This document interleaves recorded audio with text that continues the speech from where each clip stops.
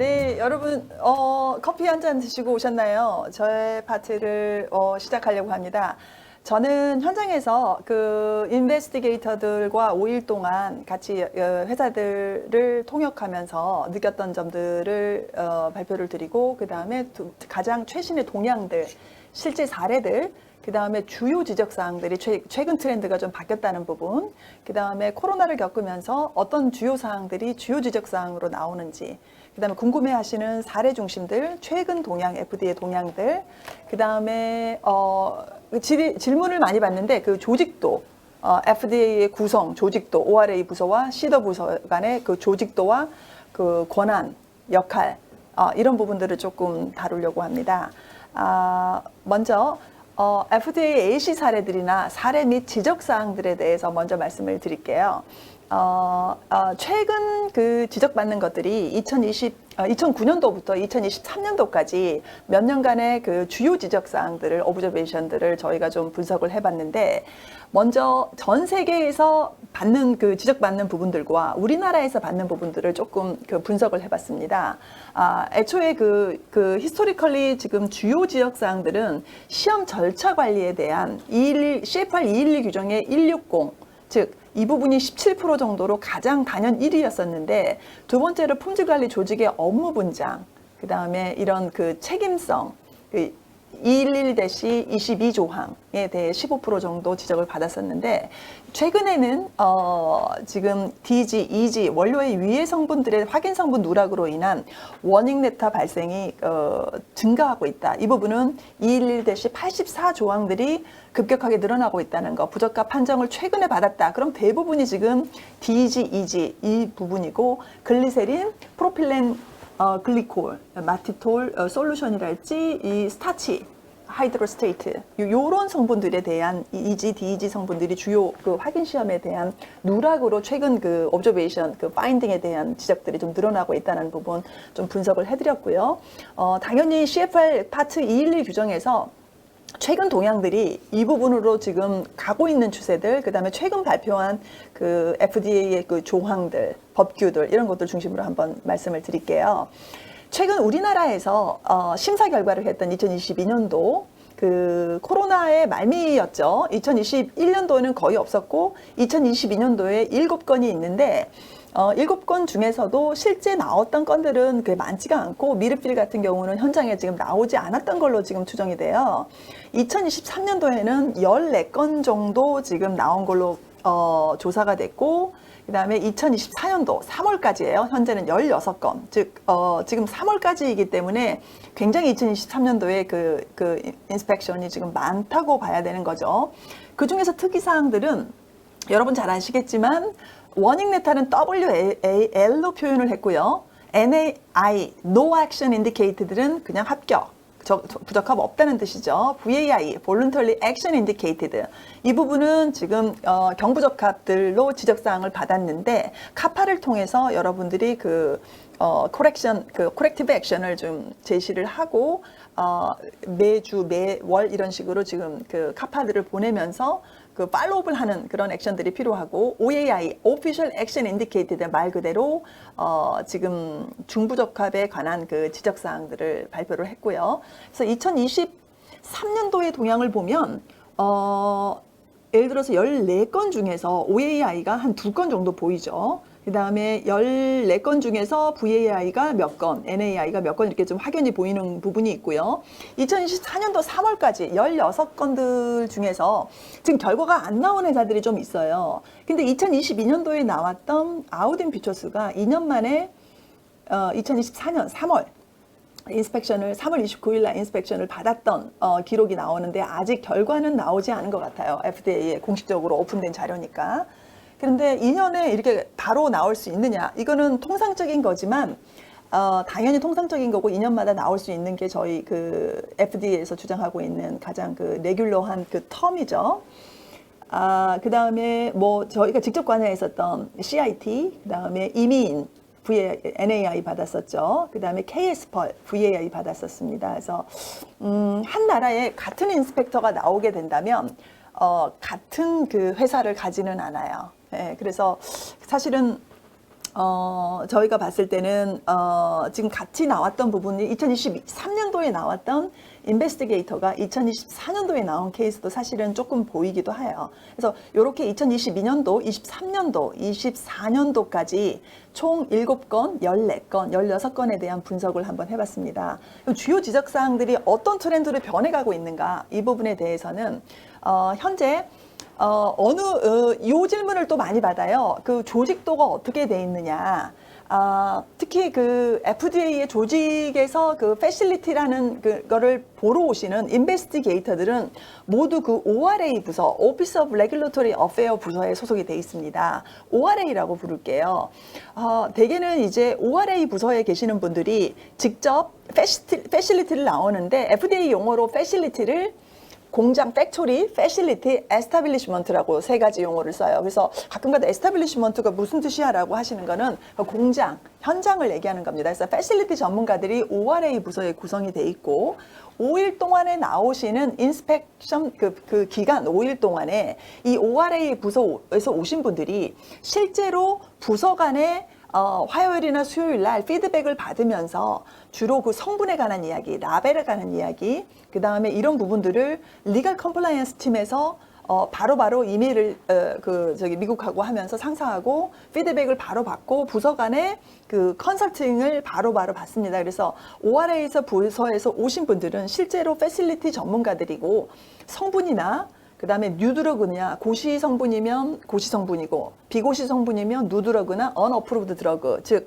고시에 들어가 있지 않은 성분에 대한 그 드러그들로 판명이 됐을 때는 바로바로 그 미국과 소통을 해서 실제 피드백을 받고 화요일이나 수요일 정도에 다시 상사하고 소통을 하면서 마지막 날, 대개는 금요일 오전에 또는 금요일 오후에 지적사항이 있다면 483 폼으로 또는 지적사항이 없다면 NAI로 이렇게 마무리를 5일 동안 하게 됩니다. 아까 김태경 의원님이 말씀하셨던 것처럼 5일 동안 공장에서 숨길 수 있는 문서는 거의 없다고 보셔야 돼요. 그래서 공장에서 현재 모든 거를 다 커버하는데 대개는 제 경험으로 보면은 데이터 인테그리티, 최근에 지금 강조되고 있는 데이터 인테그리티나 어떤 부분을 커버를 못하고 가는 부분이 있긴 있어요. 그래서 조금 이따 저희 내용에 나옵니다만은 현재 지금 커버를 92개 항목들이 그 인베스티게이터에 제공되는 이 질의들에 대한 부분들을 전체를 거의 90% 이상 커버를 하고 가신다고 하면 되고, 시간 분배를 잘 못해서 대개는 수요일까지 조금 약간 레이백 하면서 가다가 목요일 날부터 막 이렇게 타이트하게 가시는 그 인스펙터들, 인베스티게이터도 가끔 있습니다. 근데 대개는 그 5일 동안에 커버하는 에어리어가 상당히 많은 부분이라는 거, 순차적으로 가기 때문에 그 92개 문항에서 커버하는 6개 그 퀄리티 문서들에 대해서 에어리어는 항상 정해져 있다라는 거, 이런 것들 말씀드리고요. 그러면 이제 가끔 이제 현장에서 질문을 받을 때 FDA 부서 간의 조직도가 어떻게 돼 있냐라고 한다면, 현장에 나오시는 인천공항에서 픽업하시는 모든 분들은 이 ORA 부서 사람들이다. 그럼 이분들이 직접 와서 현장에서 직접 483을 발행하는 분들이고, A, I, C, R 이렇게 제가 분별을 해놓은 거는 이 FDA 자료들입니다. 그래서 뭐냐면 ORA 부서에서, 즉 accountability, 실제 실무를 하고 책임을 지는, 직접 발행하는 483을 발행하고 NAI나 VAI의 decision letter, 즉 483 letter를 5일 안에 부서를 발행하는 저 밑에 단계 빨갛게 칠해놓은 부분을 보면 바로 위에 ORA 부서에서 직접 발행을 하지만 실제 마지막 complete final classification을 하는 곳은 CDER 부서다라는 거죠. 그래서 아까 오른쪽에 조직도를 보시면 CDERA 부서에서 실제 동등한 관계에 있어요. ORA 부서로 심사, 인스펙션에 대한 오더를 내리면 스케줄러가, 한국을 담당하는 스케줄러가 ORA 부서의 심사원을 선정하고, 심사원을 선정하게 되면 대개는 3군데를 방문합니다. 그래서 뭐 어떨 때 보면 남동공단에 3분이 막 동시에 돌아가고 있는 상황들이 있어요. 그래서 한 분이 3공장을 대개 오게 됩니다. 그래서 일주일씩 3주를 해야지만 가성비가 나오기 때문에 FDA 비용에서도, 그래서 한 분이 3공장을 대개 나오는데 대개는 이 ORA 부서에서 나오고, ORA 부서에서 이 이슈, 즉 발행을 NAI일지 OAI일지 VAI일지를 발행을 최종 결정을 하게 되는데, 이때 OAIA라고 즉 Official Action Indicated 중부적합이라고 최종 결정을 내리는 곳은 이 ORA 부서가 아니라 시더 부서라는 거죠. 실제로 1차 출천을 작년에 그러니까 올 초나 작년에 오셨던 분들하고 대화를 해보면 작년에 제가 발행한 모든 483 레터의 36개 중에서 33개가 본인의 의견이 관철이 됐지만 시더 부서에서 3개 정도가 OAI로 제가 VAI로 그 의견을 드렸던 부분들을 3건 정도는 3개 회사 정도는 OAI로 시더 부서에서 이거 VAI 아니야, 이거 경부적합 아니야, 이거 중부적합 해야 된다라고 실제로 지금 받은 사례들이 있고 실제 대화를 해보면 한 1년 중에 한 3건 정도는 시더 부서에서 자기 의견과 무관하게 이렇게 돌아가는 이런 상황들이 있더라는 거죠. 그래서 이 A는 accountability 즉 책임 최종 책임을 지는 자들이라고 하면 될 것 같고요. 그 다음 시더 부서에서도 담당하는 파트를 저희가 표시를 해놨고 즉 OMQ 여기 보시면 Office of Pharmaceutical Quality 즉 OMQ 부서에서 성분에 관한 이야기들을 또 뉴드러그 신제품에 대한 그 뉴드러그 파트에서 성분에 대한 이야기들을 그 다음에 라벨에 관한 이야기는 오피스 오브 그 OC 즉 그 컴플라이언스 팀에서 바로바로 이 ORA 그 패실리티에 오는 전문가들하고 이메일로 소통을 해서 월요일 정도에 저희가 인스펙션 시작하잖아요. 5일 동안에. 그러면 월요일 날 대개는 우리 회사에 대한 발표를 먼저 시작을 해요. 그래서 한 20분 정도 저희 회사의 발표, 미국으로 수출하는 항목들, 그 다음에 그 항목들에 대한 부분들이 몇 개 정도 퀀티티가 수출이 됐는지, 그 다음에 임포터는 누구인지, 미국 내 임포터는 누구인지 이런 조항들을 먼저 의견을 쭉 한번 발표를 한 다음에 본인, 즉 인베스티게이터가 가져온 그 미국 내의 모든 보도, 관세청과 포트, 항구와 FDA 전산이 연결이 돼 있어요. 그래서 모든 포트에서 들어오는 쉬먼트들과 관세청과 FDA 전산에서 다운로드 받은 우리 공장에서 미국 내에 들어간 모든 것들과 실제 이 공장에서 이 제조사에서 얘기하는 부분과 일치가 맞는지에 대해서 먼저 검증하는 그런 단계를 거칩니다. 그래서 이 항상 질문을 받는 미국 내 조직도에 대한 이야기, 조직도 구성이 어떻게 돼 있는가, 그다음에 인스펙터 오시는 패실리티, 즉 시설 전문가들은 실제 성분이나 라벨에 대한 부분은 바로바로 이메일을 해서 요 타부서들 간에 공조를 같이 하고 있다. 5일 동안. 요런 말씀 드리고요. 그 다음에 각 부서들 간의 책임 소지들, accountability의 A, 그 다음에 responsibility의 R, 그 다음에 I는 인폼만 하는 거예요. C는 공조, 즉 컨설팅을 그 타부서하고 직접 하게 된다는 거고, 대개 보면 제 경험으로 보면 이 ORA 부서에서 주로 시설 전문가가, 그 다음에 성분에 대한 얘기는 즉 이 뉴드러그 부서나 아니면 퍼머스티컬 퀄리티 부서에서, 그 다음에 나머지 라벨이나 이런 부분들은 이 컴플라이언스 팀에서 라벨에 대한 얘기들은 서로 소통을 하면서 각 부서 간의 그 책임 역할들을 좀 참조할 만한 사항들을 제가 이렇게 질의를 많이 받아서 이렇게 해놨습니다. 두 번째로 FDA가 이 인베스티게이터들한테 이런 식으로 현장에 가면 또는 오버시스 팩토리에 가면 조사를 해주세요라고 나오는 매뉴얼들이 매년 있습니다.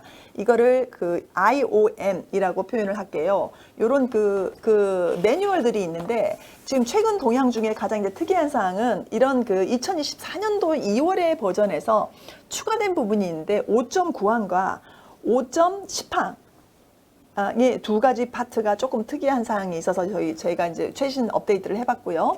여기서 OTC 의약품으로 간주할 만한 화장품의 심사 접근법에 대한 의뢰를 계속하고 있는데 이 부분이 좀 특이한 부분은 뭐냐면 이 부분이 2024년 2월 버전에 추가된 부분입니다. 이 부분은 실제로 인베스티게이터들한테 이런 식으로 심사 접근을 요청하는 요청서이고 매뉴얼입니다.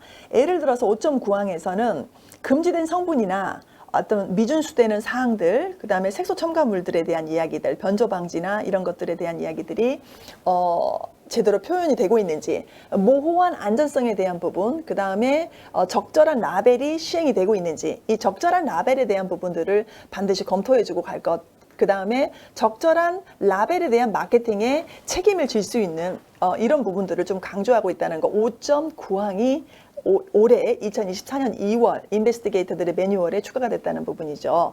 즉 OCAC가 즉 오피스 오브 컴플라이언스하고 필드 오퍼레이션에서 즉 아까 말씀드린 그 부서 있죠. 컴플라이언스 라벨 검토하는 부서에서 이런 그 제품 성분에 대한 우려나 비정상적이고 안전, 즉 모호한 안전성에 대해서 담보할 수 있는 우리들의 그 준비, 그 다음에 라벨에 붙은 그 정확한 적절한 라벨을 붙은 마케팅을 해야 할 의무, 이런 것들에 대해서 적정하고 있고, 최근에 지금 카보무 이슈랄지 글리세린 같은 카보무 이슈랄지 탈크랄지 이런 이슈들에 대해서 특히 유기농에 대한 부분 강조했어요. 유기농에 대한 부분이 실제적으로 조금 더 타이트하게 규제가 들어왔고, 미생물에 관한 부분, 요 부분 타이트하게 좀 들어왔습니다. 그래서 요거 지금 자료 화면에 올려놓고 저희 유튜브에 자료 같이 다 공유할 거고요. 실제로 PPT 보시면 개체 삽입으로 관련 서류들을 저희가 다 넣어놨으니까 방송 중에는 열어보지 못하지만 자료실에는 다 함께 공개된 자료이기 때문에 FDA에 함께 올려놓을 것을 올려놓겠습니다. 그 다음에 두 번째로 5.10항, 즉 인베스티게이터들한테 이런 식으로 심사해 주세요라고 얘기하는 FDA의 요 지금 그 의뢰 사항들을 보면 실제 그들의 심사 접근법이 보이는 거죠. 그 심사 접근법을 보시면 5.10항 의약품에 대해서 찾아내라, 이런 식으로 들어가서 심사 접근법을 해서 찾아내라.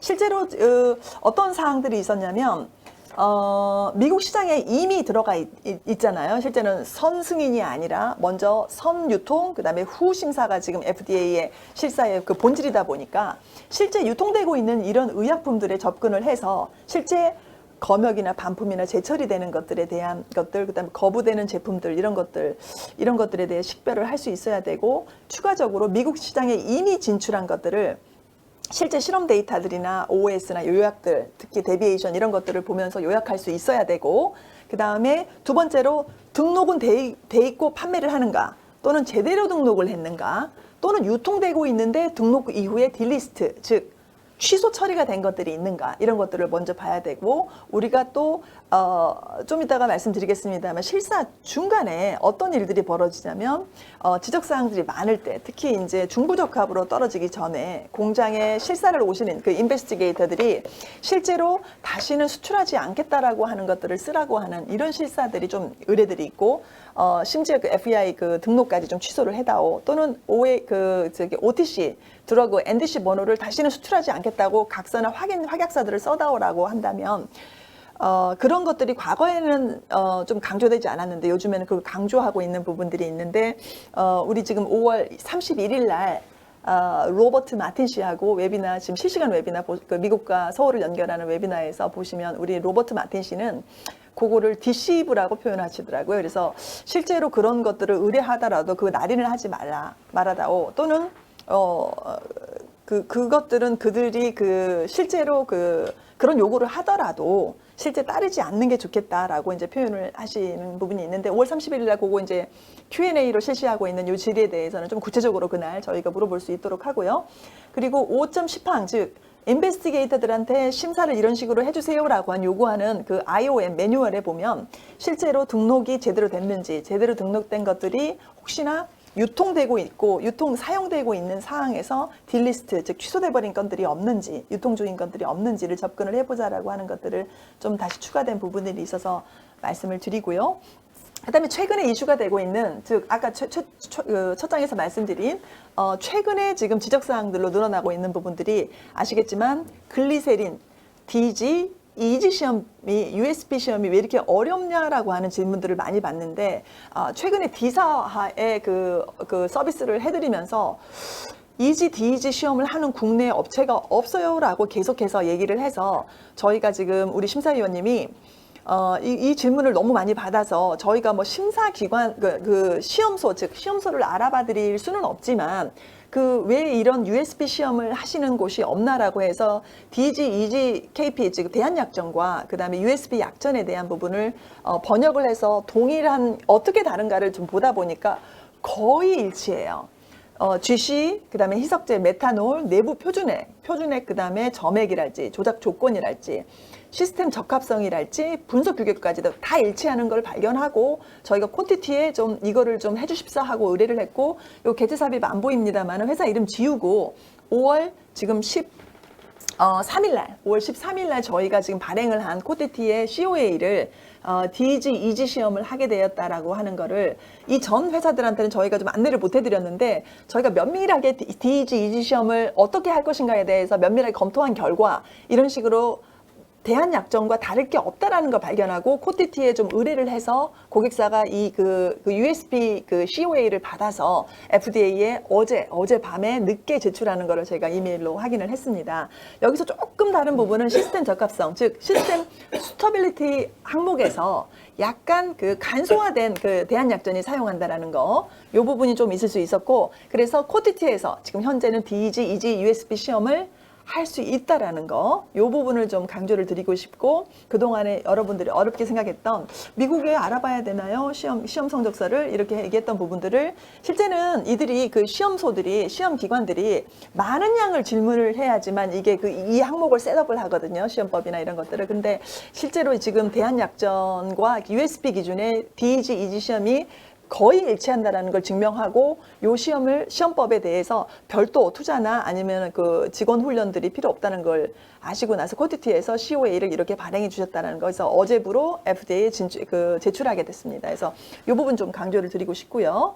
그 다음에 원료 시험 기준에서 아이덴티피케이션, 즉 확인 시험과 아세이, 즉 함량 성분, 그 다음에 임퓨리티, 순도에 대한 부분에서 원료 기준 시험, 즉 순도, 임퓨리티에 대한 부분에서 이렇게 USP를 직접 구독하셔야 돼요. $1,000에서 $2,000 정도 사이가 구독료를 내야 되는데, 이 구독료를 내게 되는 부분이 이제 부담스러우시다면 실제 바뀌는 신조항, 신규 그 개정 조항들에 대해서는 이들이 어나운스나 블레틴으로 공지를 하고 있어요. 그래서 이 공지된 사항들은 구독으로 해서 받으실 수가 있다라는 거고, 꼭 굳이 $2,000에 가까운 돈을 1년에 연회비를 내지 않아도 받을 수 있고, 이렇게 공지를 하고 있다는 건데, 2023년도 12월 1일과 2024년도 5월 1일 날 바뀌는 그 순도 시험들에 대한 원료 기준 시험들이 바뀌는 부분들, 그 다음에 2023년도 8월 1일 날 바뀌는 부분들에 대해서도 그 티트리메트리, 즉 적합성, 적정법에 관한 부분들, 이런 부분들을 좀 어떻게 8월 1일 날 바뀔 건지에 대한 부분들은 어차피 공지를 하고 있기 때문에 바뀐 개정에 대한 부분만 이제 공지를 하고 계시죠. 그래서 이런 부분들은 저희가 어차피 공개된 자료이기 때문에 FDA에서 자료실에 함께 넣어놓을 예정입니다. 두 번째로 USB 뉴스레터나 이런 업데이트 구독을 하시게 되면 이런 부분들을 바로 실시간으로 서브스크라이브가 된다면 뉴스레터 서브스크라이브는 무료니까 이런 부분을 실행을 하실 수가 있죠. 그래서 계정본이나 이런 것들을 이메일을 좀 보실 수 있다라는 거, QA 팀장님이나 QC 팀장님들이 좀 참조하시면 좋겠죠. 세 번째로 아까 말씀드린 블레틴이나 공지사항으로 이런 변경된 대상을 알 수 있고, 들어가서 이 링크로 들어가게 되면은 구독을 통해서 직접 확인이 가능하다는 부분이고요. 그 다음에 FDA 가디언스, CFR 규정이랄지 이런 부분들이 충분하게 이거를 볼 수가 있습니다. 여러분, CFR 211 규정만 OTC 규정이냐? 그건 아니고요. 안시라는 법규가 있습니다. 안시라는 법규에 455-3번이 아마 코스메틱일 거고 455-4번이 OTC예요. 그래서 ULA나 NSF에 의뢰를 하게 되면 실제 이 시험을 직접 의뢰를 해서 제3자 기관의 검증을, 인스펙션을 받으실 수가 있어요. 그럼 뭐 FDA 받는 것과 UL과 NSF에서 미국에 의뢰를 해서 받는 그 455-4번, 즉 OTC로 받는 게 무슨 혜택이 있어요? 라고 한다면 FDA 홈페이지 그 사이트를 보면 제3자 기관의 검증으로 OTC, 즉 455-4번이나 CFR 규정으로 의뢰를 해서 모크 인스펙션이나 또 비슷한 인스펙션을 한번 받았다라고 하는 보고서를 들고 있고 안 들고 있고의 차이는 꽤 크더라는 거죠. 그래서 제3자 기관으로서의 어떤 검증된 거를 먼저 가지고 있었고, 우리는 이 개선의 의지가 있었다. 즉 그 부적합이나 지적사항들을 겸허히 받아들이고 그걸 개선할 의지가 있었다라는 걸로 이 인스펙션을 시행했다는 것들에 대한 의지가 실제 FDA 인스펙션의 가점이 될 수 있다는 걸로 여러 부분에서 홈페이지 그 FDA 사이트에서 강조를 하고 있습니다. 이런 부분들 조금 자료들 개체 삽입을 열어드릴 수는 없지만 요거 지금 자료실에 함께 저희 유튜브에 넣어주시고 구독해 주시면 자료 함께 다 오픈해 드리겠습니다.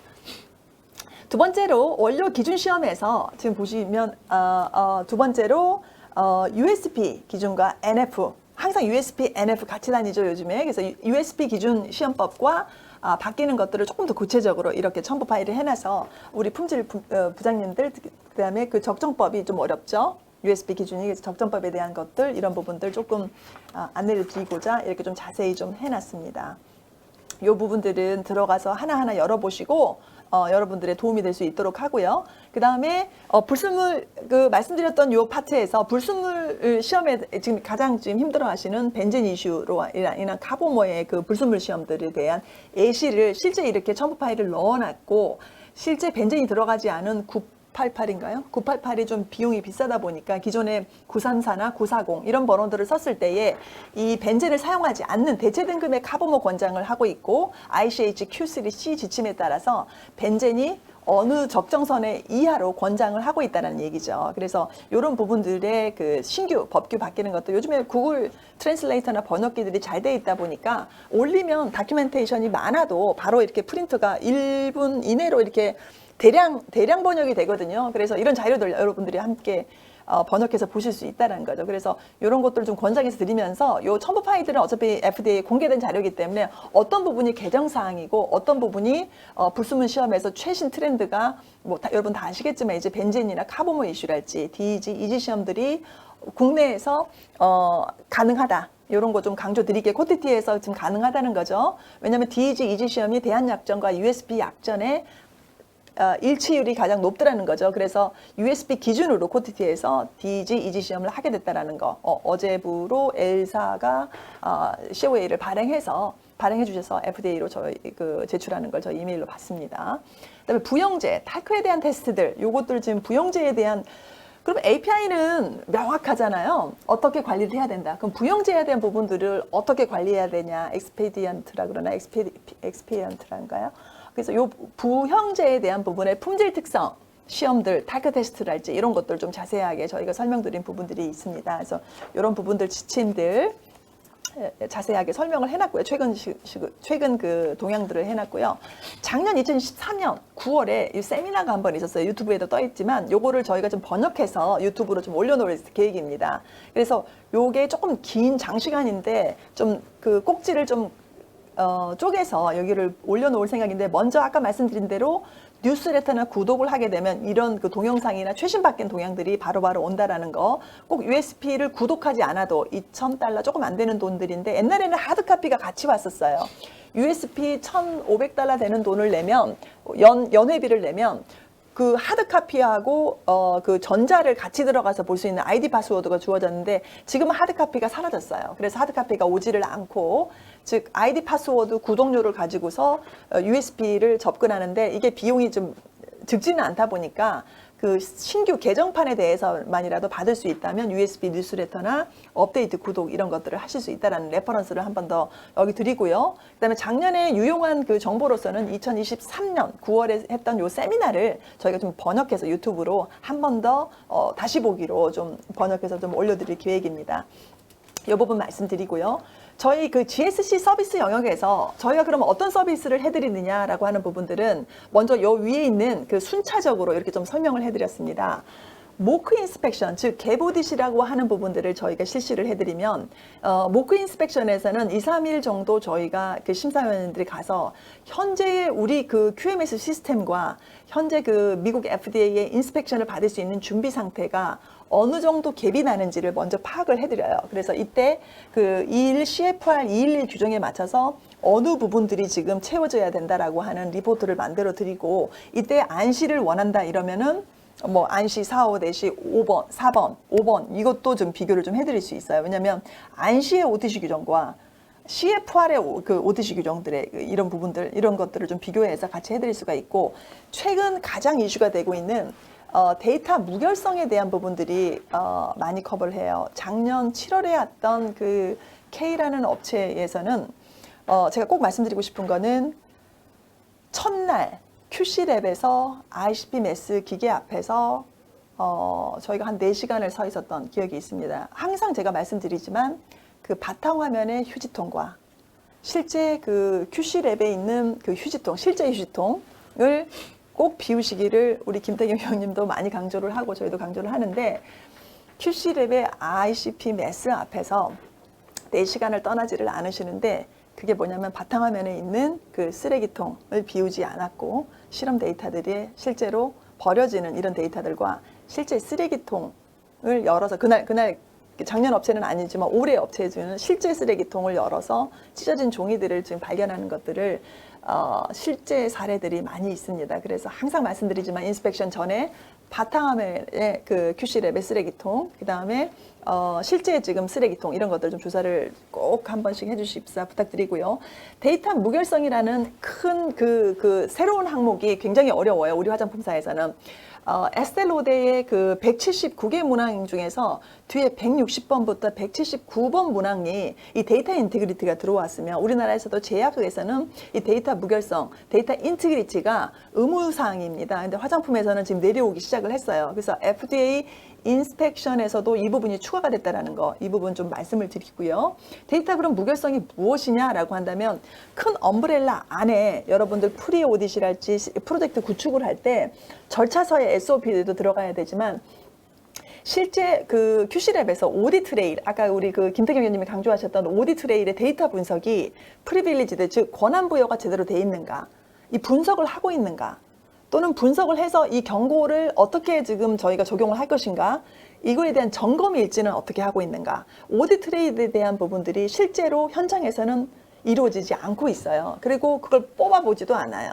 그래서 권한 부여를 해서 모든 QC랩에 있는 모든 사람들이 다 같은 권한으로 접근을 하고 있지는 않은지, 또는 오디트 회의를 정기적으로 뽑아서 분석하고 있지는 않은지, 어떤 부분이 경고가 떴는지 이 분석에 대한 점검 일지들을 정기적으로 저희가 해놓았는지가 지금 QC랩에서 오디트 레일에 대한 부분이 특히 데이터 인테그리티로 많이 걸리는데, 뭐 기타 뭐 다른 사항들을 큰 엄브렐라로 데이터 인테그리티를 봤을 때 여기에 여러 사항들이 들어가지만 이때 QC랩에서의 그 해야 되는 이런 부분, 특히 오디트 레일이 지금 가장 잡아내기가 지금 편하더라는 거죠. 그래서 이런 부분들이 있고, 저희가 8시간 교육으로 수료증을 발행해드리고, 저희 그 심사위원님들, 여승희 심사위원님들이나 송종석 심사위원님들이 이 데이터 인테그리티에 대한 부분들에 특화되어 있는 부분들이 있어서 이 부분들의 교육이 좀 특화되어 있다는 거. 그 다음에 1개월 포스트 오디시나 카파 수립했을 때 이 데이터 인테그리티가 상당히 중요하다는 거.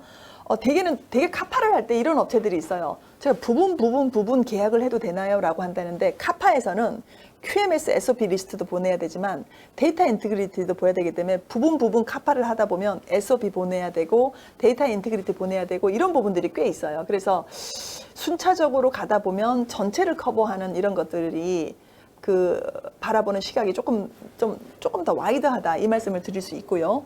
QMS나 퀄리피케이션 밸리데이션에 대해서는 우리 김태경 의원님이 이 파트를 지금 충분하게 앞단에서 설명을 했으니까 QMS 구축이랄지 아니면은 뭐 밸리데이션이랄지 공조시설이랄지 정제수랄지 그 다음에 이런 부분들, 적격성에 대한 부분들은 충분히 설명을 했으리라고 보고요. 그 다음에 저희가 뒷단에서 특이사항은 저희가 5일을 오는데 5일 그 FDA 인스펙션 중간에 저희가 직접 대개는 코로나 시절에는 폼 4003으로 사전 조사를 해요. 그래서 몇 개의 제품이 몇 개의 SKU가 미국으로 들어갔고 어느 정도의 물량이 누구의 임포터들이 받았는가에 대해서 조사를 하는 4003 폼을 충실하게 엑셀로 잘 표현해서 제출을 한 다음에 이거에 대한 사전 준비 지원으로 FDA 인스펙터에 대한 부분들이랄지 이런 부분들이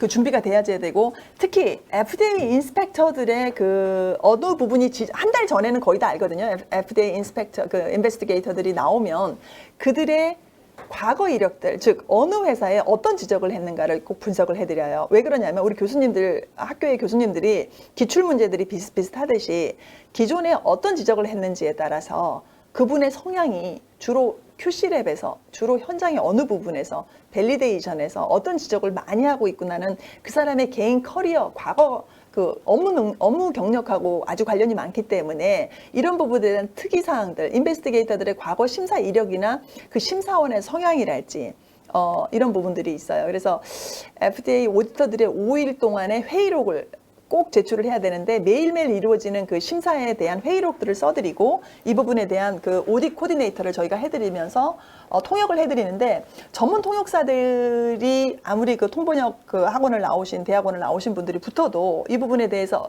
이 질문을 했을 때 어떤 질의사항이 이게 중부적합이다 아니다라는 판단을 내리셔야 되는데 이런 부분들이 조금 경험에서 나오는 거죠. 예를 들자면 인스펙터 어느 부분이 예를 들자면 현장에서 무엇을 봤냐? 아까 현장에 우리가 갔을 때 투어를 갔을 때 라벨을 작업을 하는 환경에서 라벨 작업을 하고 계시던데 그 라벨 작업 후에 그들이 어떻게 처리하는지 좀 여쭤봐도 될까요? 라고 한다면 이거 중부적합 건이잖아요, 당연히. 그래서 라벨은 작업 중이어서 열어놨었고 퇴근 시에는 열쇠나 어떤 그 보안을 시큐리티로 처리를 하고 있고 그 정리된 정돈된 그 관리되는 어떤 라벨을 쓰고 있으며 포장재를 관리하고 있다라는 거를 답변을 하셔야 되는데 제가 이제 그 해외 마케팅 팀들이 영어를 훨씬 더 그 저희 팀보다 더 잘하시더라도 조금 3초를 벌어두십사라고 얘기하는 게 오버시스 특히 그 QA 부서에서 대응을 못하면 대개는 이제 해외 영업팀들에서 오셔가지고 5일 대응을 한단 말이에요. 그러면 5일 대응하실 때 해외 영업팀들이 바로 통역에 거치지 않고 바로 가시는 것보다 통역을 통해서 가시는 게 3초를 벌 수 있다라고 말씀을 드리는 게 어느 부분이 중부적합의 질이이고 어느 부분이 CFR 규정에 맞는 건지를 저희를 통해서 좀 3초를 벌어서 가면 이 시간을 좀 벌지 않겠느냐라는 말씀을 꼭 좀 드리고 싶어요. 그래서 이 부분들 저희가 483 리스폰스를 금요일 날 받게 되면 14일 이내에 저희 회사에서 제조소에서 리스폰스 레터를 대한 대응을 해야 됩니다. 요때 대략적인 그림을 먼저 그려줘야 되고 우리의 스탠스 우리 이거는 디리스트 시킬게요. 또 이거는 이 부분은 저희가 수출을 안 할게요. 또는 이 부분은 이런 식으로 개선할게요. 라고 하는 카파, 코렉티브 액션 플랜을 저희가 어떤 식으로 나가겠다고 14일 이내에 그 483 폼에 대한 대응을 저희가 해야 되고 그 다음에 저희가 두 차례 첫 번째 달 리스폰스 14일 이내에 첫 번째 달 두 번째 달, 세 번째 달, 대개는 90일 이내에 답변이 나오거든요. 요즘에 90일을 좀 넘기는 경우도 있는데 90일 이내에 우리 식약처도 답변을 해야 되듯이 그들도 90일 이내에 답변을 해야 돼요. 그래서 어떤 심사 결과를 OAI랄지 VA랄지 결과를 받으셔야 되고 줘야 합니다. FDA가. 그래서 이 카파 컨설팅, 카파에 대한 부분들이 결과를 받아서 저희가 두 차례, 두 번째 달 대개는 60일에서 70일 사이까지 카파까지 하고 나오면 세 번째 달은 우리 QA 우리 품질 부서에서 그 대응을 똑같이 그 카피하는 거기 때문에 따라서 하실 수가 있고 여기까지 카파를 하고 이렇게 나온다는 거. 그다음에 특히 요즘에 특히 대두고 있는 게 DEG, EG 시험은 제가 강조를 여러 번 했지만 어떤 부분이 있냐면 컴플레인. 미국 내의 어드버스 이벤트나 컴플레인, 고객 불만, 그다음에 이런 부분들이 그 메디와치인가요? 메디와치, 즉 그들의 우리나라 초록누리 같은 거, 메디와치 같은 곳에 불만 접수가 되고 있는가 또는 신고를 했는가 이 부분에 대해서 굉장히 강조를 많이 하고 있어요. 그래서 그 CS 부분이 우리 CS라 그러죠. CS 부분에 대한 그 소비자의 그 컴플레인이랄지 또는 어드버스 이벤트랄지 이런 것들이 실제 그 나라의 초록누리 초록누리 맞나요? 초록누리 즉 그 메디와치 링크 한번 걸어드릴게요. 메디와치에 실제 미국 내에서 등록이 되고 있고 우리가 이런 컴플레인 받은 것들을 오픈해서 어떻게 지금 그 접근하고 어떻게 그 처리해 나가는지 이런 것들을 좀 관심을 많이 가져가고 있습니다. 먼저 이제 오무파 아까 그 Q&A 질문을 주셨었던 부분도 있는데 실제로 그 FDA 인스펙터들이 오시면 자기 그 사실은 ORA 부서는 잘 몰라요. 요 파트를. 그래서 실제로 오무파라고 하는 OTC에 대한 비용 추가를 제조사와 브랜드사에 부과하고 있는 게 2년 전부터 했나요? 그래서 2년 전부터 이걸 부과하고 있는 거를 실제 ORA에서 부서에서 오는 패실리티 전문가들은 잘 모르세요. 그래서 FDA가 이렇게 무료로 와서 저 호텔비하고 비행기표를 대해서 우리가 실사하고 있지 않느냐라고 얘기를 하신다면 저희도 이제 가끔 얘기를 해요. 오무파라고 명확하게 그 트럼프 정권 이후에 저희가 그 OTC에 관련된 그 차지를 제조사와 브랜드사에 2천 몇백만 원, 적은 돈은 아니죠. 2천 몇백만 원에 대한 돈을 부과하고 있다라는 말씀을 저희가 드려요. 그래서 현재 요거에 대한 그 오무파 타임라인, 요거 질의를 많이 받아요. 그래서 요거 좀 간단하게 설명을 드리고 46분이네요. 질의를 드리고 저희가 말씀을 드릴게요. OTC 언제 등록하고 언제 갱신하고 언제 비용 내요? 비용 안내는 언제 받아요? 비용 안내 받은 적 없는데요. 돈 페이먼트 하는 그 지급 시기를 놓쳤어요. 이런 질문들 꽤 많이 받는데 요거 지금 한 장으로 그래프를 그려봤습니다. OTC 시설 등록을 2023년도에 했다면 이 OTC 시설 갱신을 2023년 10월 달과 12월 사이에 갱신을 반드시 하셔야 돼요. 비용 안내는 그 다음에 올해 3월 28일까지 비용 안내를 받습니다. 이때 비용 납부는 6월 3일 경에 비용 납부를 하게 됩니다. 이때 오무파는 2024년도와 2023년도 내에 OTC 시설 등록된 업체에 청구되는 비용인데 이때 우리가 OTC를 등록을 했다면 이 비용을 내는 거고, 즉 디리스트 시키고 더 이상 뭐 OTC를 생산할 의지가 없다. 이거는 비용 추가가 안 되는 건데, 이때 가끔 가다가 극단적인 예시로 저희가 하나 드렸어요. 9월 31일 날 시설 등록을 한 A 업체가 갱신 기간 전에 등록을 해버렸다. 이럴 때는 2025년 비용을 납부를 해야 돼요. 그래서 10월 달에 하기를 권장드리고, 10월과 12월 사이에 하기를 권장드리고, 10월 1일 이후에 하기를 권장드린다는 거죠. 그래서 대개는 그때 등록을 하고 딜리스트를 시켰어요 라고 하는 경우가 또 있는데 부과되는 경우가 있어요. 이럴 때는 저희가 그 FDA에 이메일을 해서 이런 부분들은 이랬기 때문에 이렇게 조정이 돼야 되고, 이 추가되는 거 부과하는 거는 맞지 않다 또 부당하다, 이런 얘기들을 저희가 이메일로 해드리면 조정을 또 잘 해주십니다. 그래서 이런 부분들이 플렉시빌리티가 전혀 없지는 않다, FDA가 오무파 비용에 대해서는. 그래서 정확하게 이 구간들을 아시고 접근하시는 것과 아닌 거는 좀 다르다라는 거 말씀드리고요. 또 여러분도 점심시간을 또 깎아먹으면 안 되니까 모크라의 임상시험 얘기할게요. 아까 라벨 모호한 안전성에 대한 규정과, 즉 적절한 라벨에 대한 부분들을, 즉 인베스티게이터들한테 강조하고 있다 그랬잖아요. 그럼 적절한 라벨에 대한 검증은 이피카시나 효능, 성능에 대한 부분들을 어떻게 검증할 거냐, 명확하게 ICH 규정이 이렇게 나와 있습니다. 이거 첨부 파일로 넣어드릴게요.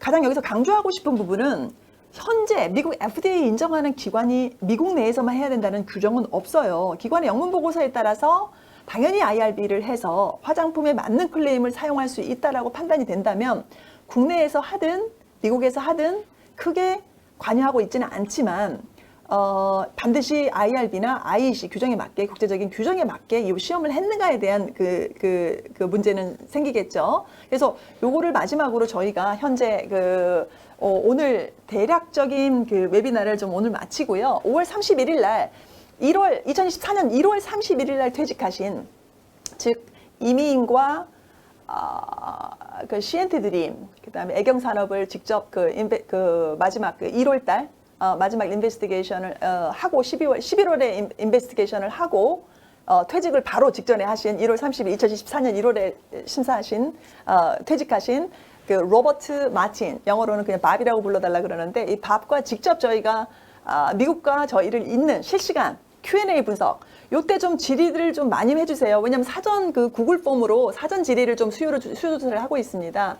이 수요 조사에서 가장 질의를 저도 많이 받는 건데, 오버시스 마켓, 즉 해외 팩토리 중에서 WL, 즉 워닝 레터를 받은 회사가 이걸 리프트업 해서 해결을 해서 없애서 다시 미국으로 수출하게 되는 경우가, 사례가 있느냐는 질문을 많이 해요, 현장에서. 그러면 그 질문을 저도 인베스티게이터들은 똑같이 한단 말이에요. 그래서 요날 저는 있다.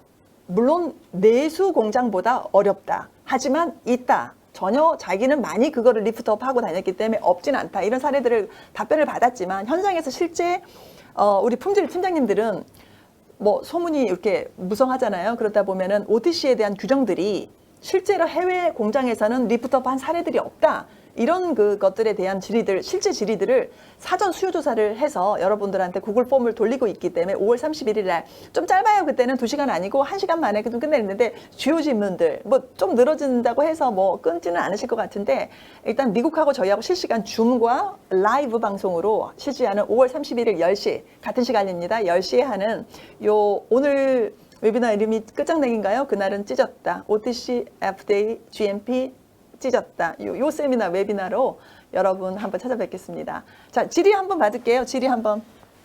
제가 이제 답변을 하나 드릴 게 있는데, 원료 입고 시 원료사 USP 기준의 성적서를 입증이 안 되나요? 하셨는데, 이게 화장품 CGMP에서만 이게 통용이 되는 겁니다. 이게 예를 들어서 원료 제조원의 COA를 받아가지고 우리가 실험을 실시하지 않고 그냥 간략하게 거기에 있는 성적 수치를 적용해서 적합 판정을 내는 걸 좀 어느 정도 허용을 했잖아요.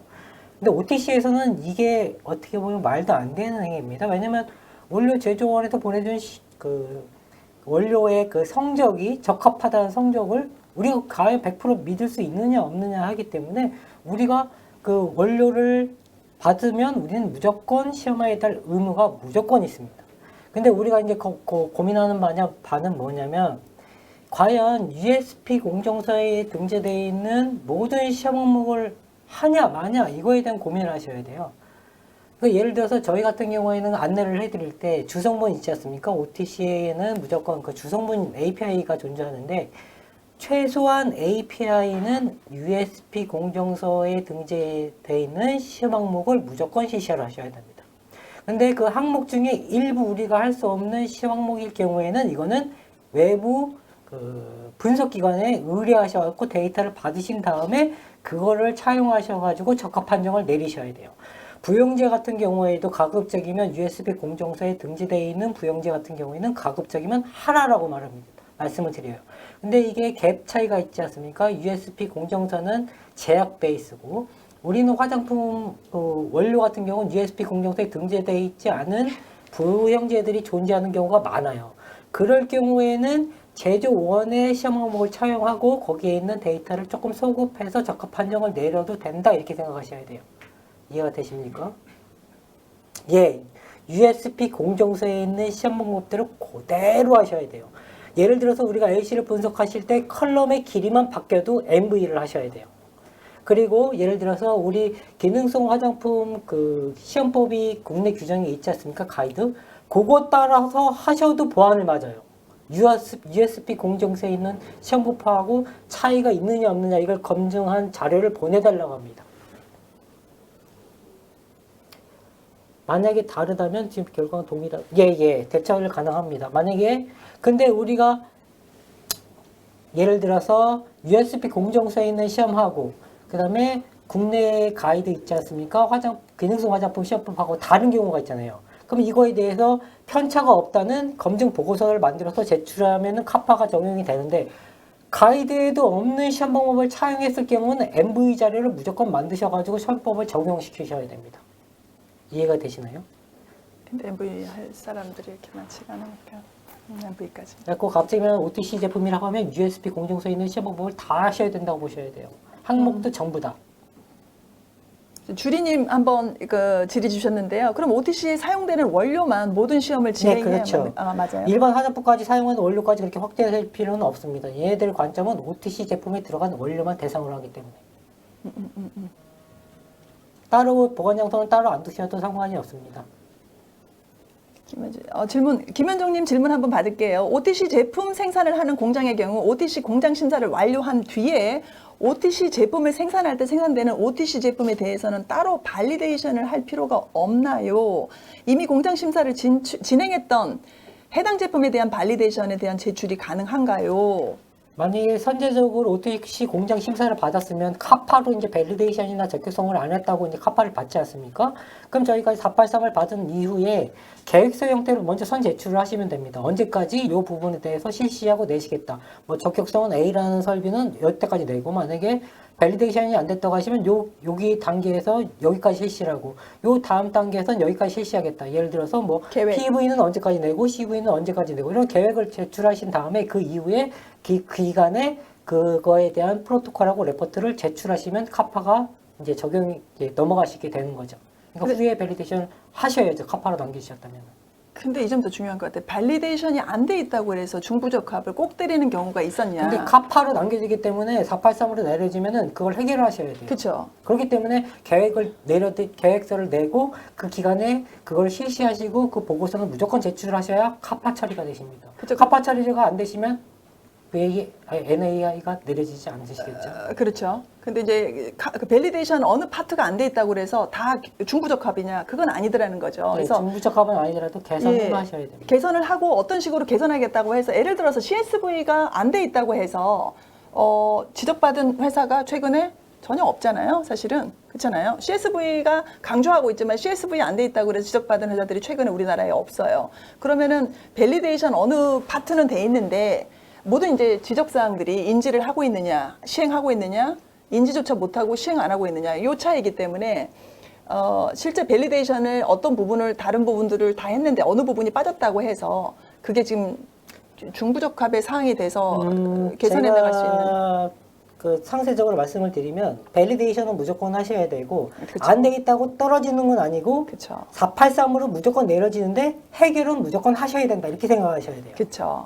그래서 꼭 중부적합은 아니다. 밸리데이션이 CSV가 꼭 중부적합은 아니다. 이런 거 좀 강조를 좀 드리고 싶을게요. 근데 어느 정도 준비가 돼 있는 준비 상태에 따라서 경부적합과 중부적합이 나눠지는데 저희 밸리데이션 안 했는데요 라고 해서 무조건 중부적합이냐 그거는 아니라는 말씀이신 거고 그걸 네. 카파를 통해서 이뤄 네, 나갈 수 해결해야 있다는 건 된다. 거고 카파는 그 14일 이내에 보내는 커버레터와 그다음에 그 매달 매주에 저희가 정한 그 공장이 정한 제조사가 정한 그 기준에 의해서 그 빈도수에 따라서 보내는 이 카파에 대해서 충분하게 개선과 플랜 타임라인에 맞춰서 계획된 저희 그 플랜을 제시할 수 있다면 이거는 그렇게 풀어나가기 어려운 숙제는 아니다는 거 이렇게 말씀드릴 수 있겠습니다. 중부적합에 해당되는 거는 제품 품질에게 무조건 악영향을 줄 수 있는 요소를 부적합 사항으로 남겼다. 이런 것들은 다 메이저, 그것만 메이저라고 보시면 됩니다. 기록서의 조작이라든지 제품 품질 성적서의 조작, 분석에 대한 조작 이런 거는 무조건 메이저. 그 외의 사항은 경부적합으로 충분히 카파를 통해서 해결할 수 있다. 이렇게 들어가시면 됩니다. 네, 오늘 2시간 동안 저희 실행해왔던, 마음대로 네. 되겠죠? 예, 실행해왔던 우리 지금 끝장내기, OTC GMP 공장 끝장내기 웨비나 여기서 시간 타임이 어떻게 이렇게 절묘하게 점심시간, 여러분 점심시간 해치지 않고 2분 전에 끝내드릴게요. 그래서 5월 31일 날 하는 그 엑스 인베스티게이터 로버트 마티시하고 직접 질의 질문. 우리 공장에 이런 문제가 있는데요. 이런 직접 질문 하셔도 되고요. 사전 질의를 통해서 수요 조사하는 구글 폼에 양식을 넣어주셔도 되고요. 5월 31일 날 시청해 주시면 직접 질의할 수 있는 기회 드리고요. 줌과 라이브 방송을 동시에 연결해서 저희 미국 동부 지역일 것 같은데 보스턴에 계시거나 아니면 심사 중이셔가지고 심사 저녁에 호텔 아마 9pm 밤 9시거든요. 저희 10시가 그래서 실시간으로 연결하는 미국과 저희 서울 같이 연결하는 요 지금 라이브 방송 많이 관심 보여주시고요. 구독 꼭 좀 부탁드리겠습니다. 오늘 장시간 감사합니다. 수고하셨습니다. 감사합니다.